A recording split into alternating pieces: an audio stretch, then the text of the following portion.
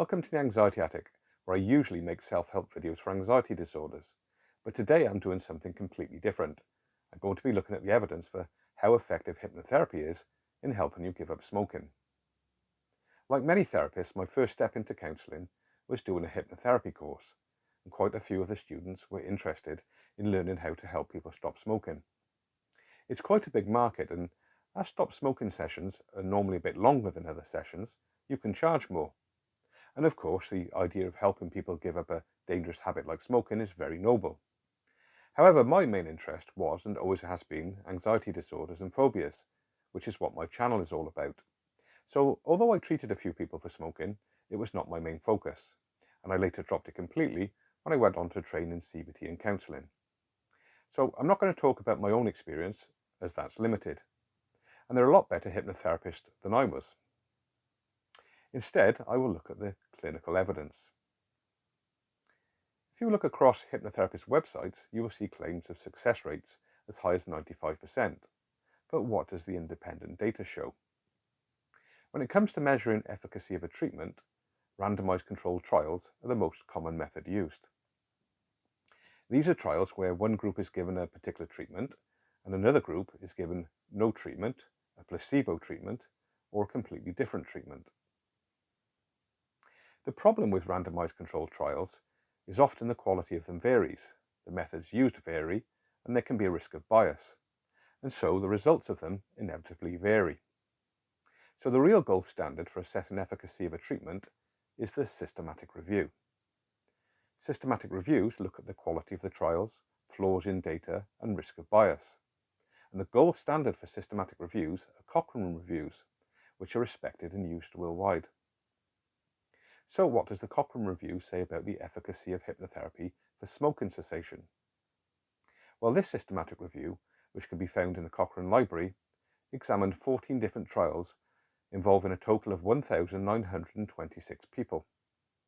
Amazingly, only one of the 14 trials was considered to be at low risk of bias, and 10 were considered to have a high risk of bias. Even with a risk of bias, most individual studies did not find statistically significant differences in quit rates after 6 months or longer. Results from one small study with 40 participants did detect a statistically significant benefit of hypnotherapy compared to no treatment at all, but this study was considered to have a high risk of bias and imprecision. Pooling data from 5 studies where hypnotherapy was used to supplement another treatment did show a statistically significant benefit, but again the risk of bias meant that the results should be taken with caution. The report concluded there is insufficient evidence to determine whether hypnotherapy is more effective for smoking cessation than other forms of behavioural support or unassisted quitting. If a benefit is present, current evidence suggests the benefit is small at most. So, are hypnotherapists lying when they say they have helped people stop smoking? My opinion is, in most cases, they are probably not. Yes, there are some who may exaggerate their success rates. I suspect others declare success immediately after treatment, but don't follow up afterwards to see if a client has started smoking again weeks or months later. I'm sure there are genuine success stories, and there may be a few factors that determine whether hypnotherapy helps you. One is that a small percentage of people are highly suggestible, so hypnotic suggestions may have a greater impact. A number of people also have what is known in psychology as a compliant personality, and these people are more likely to follow the hypnotherapist's suggestions to quit. There is also the placebo effect. If you believe something will work, it is more likely to. Also, some hypnotherapists have training or experience in other therapies, which may increase the chances of success.